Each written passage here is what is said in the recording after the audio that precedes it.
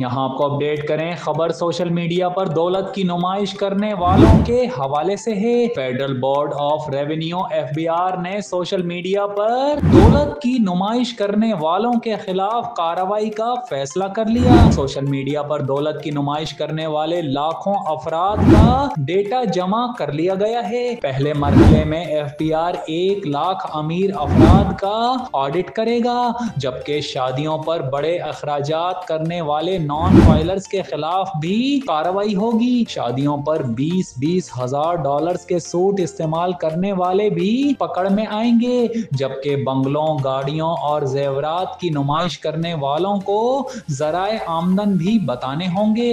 Reports के मुताबिक FBR गुज़िश्ता साल जमा करवाए गए गोशवारों का इस साल से मुवाजना करेगा।